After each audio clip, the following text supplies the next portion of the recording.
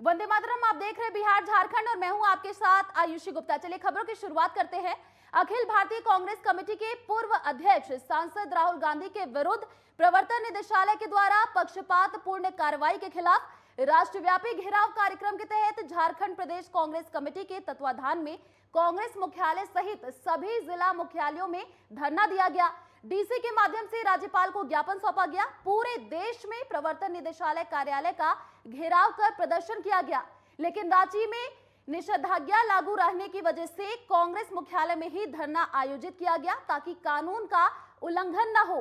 धरने को संबोधित करते हुए पूर्व केंद्रीय मंत्री सुबोधकांत सहाय ने कहा कि मोदी सरकार बदले की भावना में आदी हो गई है। रांची झारखंड राहुल गांधी से ईडी की पूछताछ। देश भर में कांग्रेस ने प्रदर्शन किया।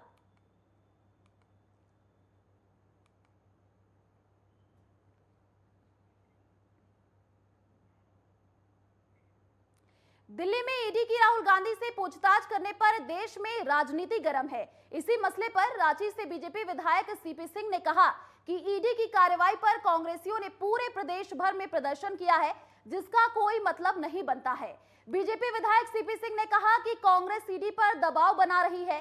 सीपी सिंह ने कहा कि गांधी परिवार के भ्रष्टाचार को छुपाने के लिए कांग्रेस सड़क पर उतर रही है, जो राजनीति से परे है।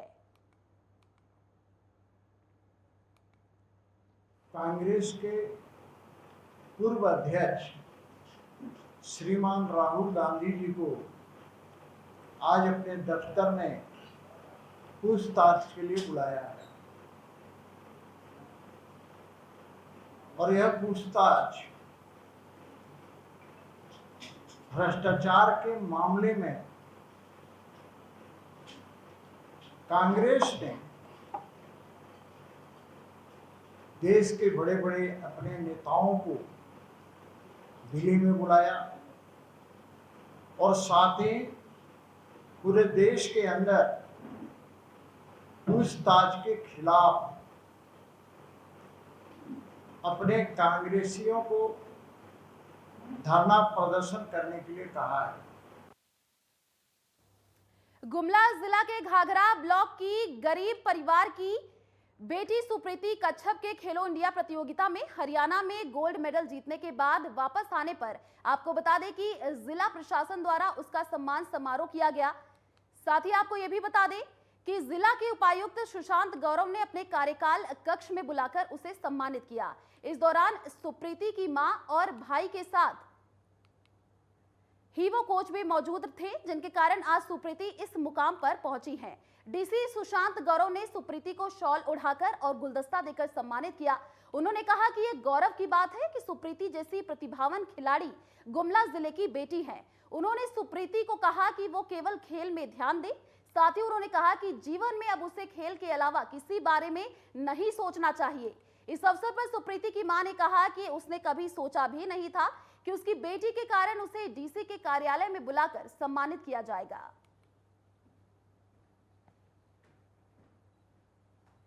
मेरा गेम का स्टार्ट सबसे पहले नुपुर डिपर स्कूल से हुआ था, जो चैनपुर में स्थित है। और वहीं से गेम का स्टार्ट हुआ। 3 साल वहाँ रहने के बाद मैं गुमला आ गई सेंट पैट्रिक स्कूल में। यहाँ भी गेम करती थी। यहाँ कोई कोच नहीं था। मैंने कुछ दिन तक प्रभात रंजन तिवारी सर के साथ प्रैक्टिस किया था। उसके बाद 2017 में मैंने फर्स्ट जूनियर नेशनल खेला, जो विजयवाड़ा में था। वहाँ मैंने 6th प्लेस लगा था मेरा 3000 मीटर में। वहीं से मेरा लॉन्ग रनिंग के लिए सिलेक्शन हो गया था कैंप के लिए भोपाल MCOU में। उसके बाद 2018 में मैंने 1 महीने का कैंप में थी।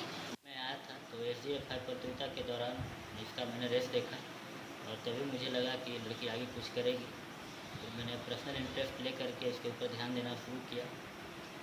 2017 में जूनियर नेशनल के दौरान इन्होंने बेस्ट ऑफ 6 में अपना स्थान बनाया विजयवाड़ा में, और उसी प्रदर्शन के आधार पर भोपाल साई एकेडमी से प्रतिभा टोपो के द्वारा मुझे शॉर्ट नोटिस किया गया कि कल ही आपको ट्रायल के लिए आना है।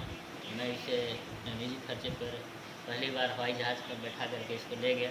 सबसे पहले तो मुझे बहुत ही अच्छा लग रहा है, काफ़ी गर्वान्वित महसूस कर रहा हूँ कि एक लड़की जिसे गुमला वासी हम लोग जस्ट एक नॉर्मल तरीके से देखा करते थे, वो अब राष्ट्रीय रिकॉर्ड होल्डर है और बहुत बड़ा उज्जवल भविष्य उसके सामने है।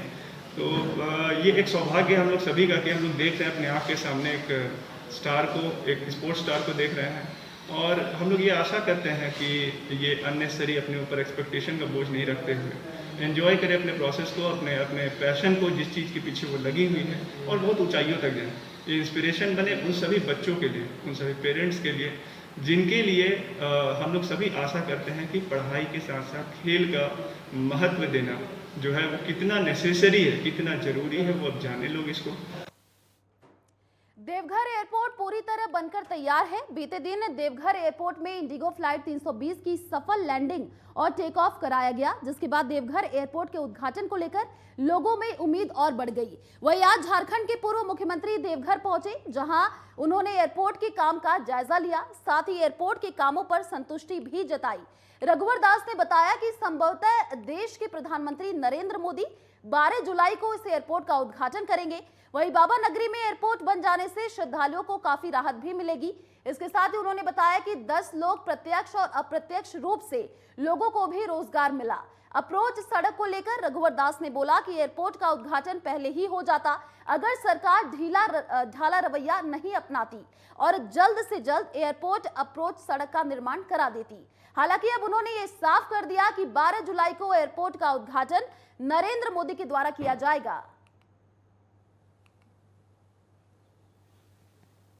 देवघर एयरपोर्ट आकर मन बहुत खुशी से झूम उठा, क्योंकि 2018-25 मई को अपने देश के जनप्रिय लोकप्रिय प्रधानमंत्री मोदी जी ने जो बीज बोया था, आज 4 साल के अंदर ही आज हम सबके समक्ष जो देवघर एक सांस्कृतिक राजधानी है राज्य का, वह अंतर्राष्ट्रीय स्तर पर एयरपोर्ट का निर्माण, जिसमें जैसे हमारे अभी एयरपोर्ट के डायरेक्टर संजीव जी बता रहे थे कि प्रत्यक्ष और अप्रत्यक्ष 10,000 से ज़्यादा लोग को, स्थानीय लोग को रोजगार मिलेगा। एयरपोर्ट अपनी पूरी तरह से तैयार हो चुका है और इसके सारे मापदंड जो है हमने पूरे फुलफिल कर लिए। सेफ्टी, सिक्योरिटी एंड जो फीचर हैं वो सारे पूरे हैं। पूरे जितने भी इंफ्रास्ट्रक्चर हैं पूरी तरह से तैयार है।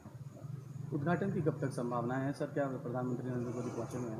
हाँ, नहीं, वो जैसा कि अभी आपको विश्व सूत्रों से मिल रहा है कि अपना इसका बहुत जल्दी इसका हो जाएगा, क्योंकि पूरी तरह से एयरपोर्ट बनके तैयार है। तो श्रावणी मेला से पहले उम्मीद कर सकते हैं? हाँ, नहीं, हम तो पूरा तैयार है। एयरपोर्ट तो कभी भी जब भी सूचना है वो तो आपके माध्यम और उधर से माध्यम से आई जाएगी। बाकी एयरपोर्ट में पूरा रेडी है। अप्रोच सड़क की क्या स्थिति है अभी सर? नहीं, अप्रोच रोड भी वैसे बना हुआ है, पूरा रोड का भी, और तो राज्य सरकार के भी बड़ी तेज़ी से काम चल रहा है और बहुत जल्दी ये तैयारी में है पूरा। गुमला पुलिस विभाग द्वारा सदर थाना परिसर के बगल में एक गेस्ट हाउस बनाया गया है, जिसका विधिवत उद्घाटन जिले के एसीपी एहतेशाम वकारीब ने किया। इस दौरान काफी संख्या में पुलिस पदाधिकारी और अन्य लोग मौजूद रहे। एसीपी ने कहा कि कई बार दूसरे स्थान से जो पुलिस पदाधिकारी गवाही के लिए आते थे, उन्हें काफी दिक्कत होती थी। अब वे आसानी से इसमें रह सकेंगे। साथ ही आगे जल्द ही पुराने भवनों के स्थान पर नया भवन बनाकर व्यवस्था को बेहतर किया जाएगा। इसका काम हमारा 24 घंटे का काम रहता है दिन भर का, और बहुत हेवी ड्यूटी रहती है। उसी को ध्यान में रखते हुए एक पुलिस ऑफिसर्स क्लब का जो यहाँ पे एक अबैंडन बिल्डिंग था, उसी में उसको बढ़िया सजा के बनाया गया है। इसमें पुलिस जो ऑफिसर से हमारा लीडर एक्टिविटीज़ कर सकते हैं, जो बाहर से गवाही देने आते हैं, बाहर से केस डायरी का चार्ज देने आते हैं, या कोई भी इस तरह का काम जो ऑफिसर बाहर, उनके रुकने की व्यवस्था है। अपने ऑफिसर्स भी यहाँ पे रुक सकते हैं। तो ये एक कंस्ट्रक्टिव पर्पस से बनाया गया पुलिस ऑफिसर्स क्लब, जो शहर के बीचों बीच है। इससे हमारा रहेगा कि हम लोग अपना दिखाना चाहते हैं कि पुलिस ऑफिसर्स जो है कैसे शहर को कंट्रोल भी करते हैं और कैसे अपनी लीडर एक्टिविटीज़ को भी मेंटेन करते हैं। चलिए रुकते एक छोटे से ब्रेक के लिए, जल्द लौटेंगे कुछ और खबरों के साथ।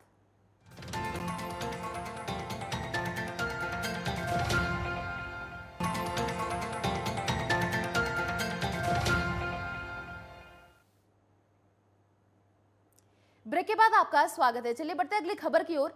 झारखंड के श्रम मंत्री सत्यानंद भोक्ता ने हजारीबाग में 20 सूत्री समिति की बैठक की। इस दौरान मंत्री ने कहा कि बालू छर्रे उठाव पर जल्द राज्य सरकार निर्णय लेगी। योग्यता के आधार पर बेरोजगार युवक युवतियों की नौकरी दी जाएगी। अगले माह से रोजगार मेला प्रदेश के सभी जिलों में होगा। बैठक में सभी विभागों ने क्रमवार तरीके से अपने अपने समस्याओं को रखा। वहीं मंत्री ने कहा कि विकास कार्यक्रमों को छोड़कर कोई अन्य मुद्दों पर चर्चा राज्य में नहीं की जा रही है। राजनीति और दंगा अलग मामला है। हर 3 महीने पर भी सूत्री की बैठक की जाती है, जिसमें सभी विकास योजनाओं की समीक्षा होती है, जिससे राज्य में विकास की गति परस्पर रूप से बनी रहे। राज्य की जनता को राज्य सरकार की योजनाओं से अधिक लाभान्वित करने का प्रयास किया जा रहा है, जिसके तहत दर्जनों विकास योजनाएं प्रदेश में मुख्यमंत्री हेमंत सोरेन द्वारा चलाए जा रहे हैं।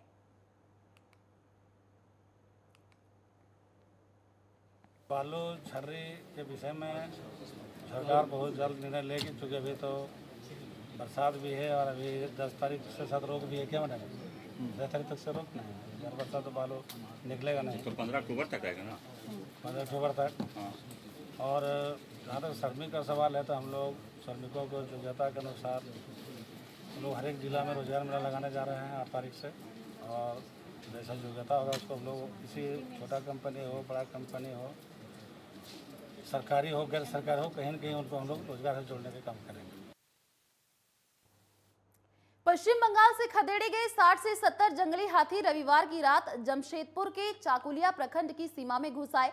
इससे क्षेत्र में दहशत फैल गई। रात में जंगली हाथी चौठिया जंगल के पास थे, जो आज सुबह जंगली हाथी माचाडीहा के पास पहुंच गए।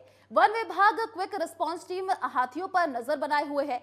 आपको बता दें कि हाथियों के दल में कई शिशु हाथी भी हैं। सूचना मिलने के बाद वन विभाग की टीम मौके पर पहुंची, जिसके बाद वन विभाग की टीम ने इन हाथियों को खदेड़कर चाकुलिया सीमा में प्रवेश करवा दिया।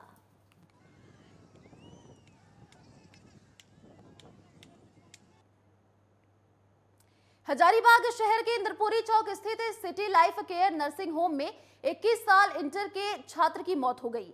परिजनों ने अस्पताल प्रबंधन पर लापरवाही का आरोप लगाया है। मृतक के भाई संजय कुमार प्रजापति ने बताया कि हम लोगों का घर बड़कागांव जिला हजारीबाग है। परिजनों का कहना है अचानक रविवार की सुबह पेट में दर्द हुआ, जिसे सिटी लाइफ केयर अस्पताल में बिचौलिया शाहिद अंसारी के कहने पर भर्ती कराया गया था।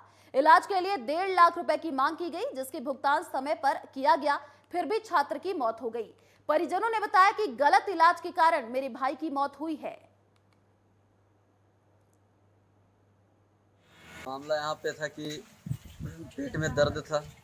शाहिद को बताया कि पेट में दर्द है। वो बोले क्या कि जो अल्ट्रासाउंड में आता, पहले अल्ट्रासाउंड दिखा लेंगे, उसके बाद आगे डॉक्टर बोले पूछेंगे डॉक्टर क्या राय देते हैं। हम बोले ठीक है। जब अल्ट्रासाउंड होने के बाद बोला कि डॉक्टर के व्हाट्सएप किए, तो बोला कि ठीक है आप एडमिट कीजिए। तो ये एडमिट अपने हाथों से यहाँ एडमिट किए शाहिद अंसारी। तो बोला ऑपरेशन जो है कि खुलेगा तो 2.5 से 3 लाख रुपया खर्चा होगा तुम्हारा।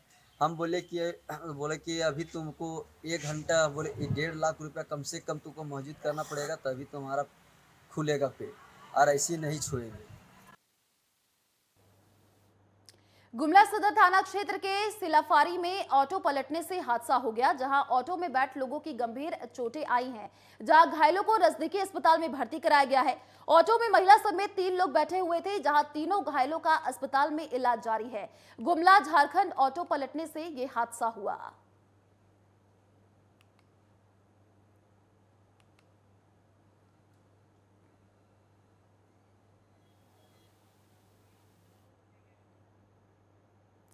खरसावां जिला के आदित्यपुर थाना पुलिस ने बीते 7 जून को 7 मोहिनी दुर्गा पूजा मैदान में हुए ट्रिपल मर्डर मामले के एक अन्य आरोपी शेरू सरदार उर्फ शेरू को गिरफ्तार कर न्यायिक हिरासत में भेज दिया है। वहीं न्यायालय में आत्मसमर्पण करने वाले अपराध कर्मी दिनेश महतो को भी पूछताछ के बाद न्यायिक हिरासत में भेज दिया गया है। पुलिस ने दिनेश और शेरू की निशानदेही पर हत्या में इस्तेमाल हथियार बरामद कर लिया है। साथ ही एक मोबाइल समेत कई सामान बरामद किए हैं। वहीं हत्या में शामिल अन्य लोगों को पकड़ने के लिए पुलिस टीम बनाई गई है। वहीं हत्या का मास्टरमाइंड भी अभी पुलिस की पकड़ से दूर बताया जा रहा है, जिसे पकड़ने की कोशिश में पुलिस लगी हुई है। सतभानी दुर्गा मैदान में विगत 7 जून 2022 की रात्रि करीब 9:45 बजे 3 व्यक्तियों की हत्या की गई थी। इस हत्याकांड का खुलासा कर लिया गया है। जो 3 मृतक थे जिनकी हत्या की गई है, उसमें पहले आशीष गोराई, राजू गोराई एवं सुबीर चटर्जी @रावण, ये 3 व्यक्तियों की हत्या की गई थी। हत्या करने वाले जिनका नाम आ रहा है शेरू सरदार, तेसर जसपाल सरदार, इसकी गिरफ्तारी हो चुकी है। और दिनेश महतो पिता दिलीप महतो, इसने कोर्ट में सरेंडर कर दिया है। केंद्रीय स्वास्थ्य मंत्री मनसुख मांडविया और सभी राज्यों के स्वास्थ्य मंत्री के साथ बैठक में झारखंड के स्वास्थ्य मंत्री बन्ना गुप्ता भी शामिल हुए। इस दौरान गुप्ता ने मुख्य रूप से 3 बिंदुओं पर अपनी बात रखी है। स्वास्थ्य मंत्री बन्ना गुप्ता ने टीबी उन्मूलन के लक्ष्य को हर हाल में 2025 में प्राप्त करने की बात कही है। उन्होंने कहा कि झारखंड में करीब 30,000 टीबी मरीज हैं, उसको पौष्टिक आहार के लिए केंद्र सरकार, राज्य सरकार, सामाजिक संस्थानों, एनजीओ और कॉरपोरेट को आगे आना चाहिए, क्योंकि वर्तमान में मिलने वाली राशि मात्र 500 रुपए है। इसे सबके सहयोग से बढ़ाने की जरूरत है। वहीं उन्होंने कहा कि मोतियाबिंद के कारण अंधापन सार्वजनिक स्वास्थ्य चुनौतियों में से एक है। इसके उन्मूलन के लिए राज्य सरकार लगातार पहल कर रही है। मोतियाबिंद के मरीजों के लिए भी राज्य के अंदर कॉर्निया बैंक स्थापित करने की जरूरत है। जबकि कोरोना टीकाकरण को लेकर कहा कि पूर्व के सफल टीकाकरण अभियान से अनुभव लेते हुए राज्य सरकार की तरफ से हर घर दस्तक अभियान चलाया जा रहा है।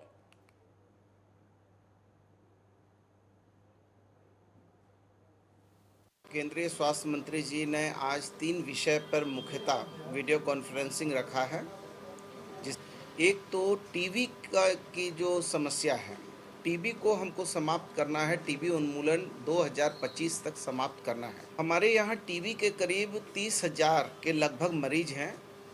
तो अभी भारत सरकार ने और हमारी सरकार ने मिलकर ये निर्णय किया कि हम टीबी के रोगियों को पौष्टिक आहार के रूप में उनको पौष्टिक आहार मिले, चूँकि उनको इसकी आवश्यकता होती है। इसके लिए हम कई सामाजिक संगठनों को भी साथ ले रहे हैं, कुछ हम कॉर्पोरेट घरानों को साथ में ले रहे हैं, कुछ ऐसी संस्थाएं हैं जो संस्थाएं समाज और मानवता के हित में काम करती हैं, उनको भी हम संबंध कर रहे हैं।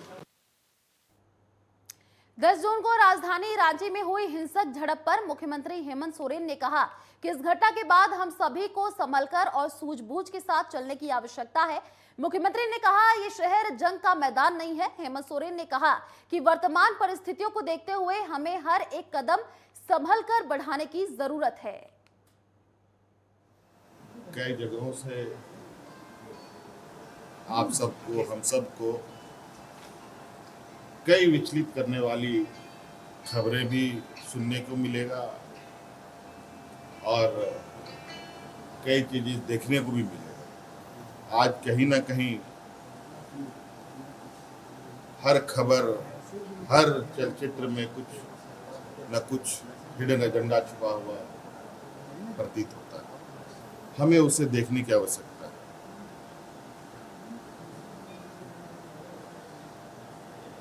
और हमें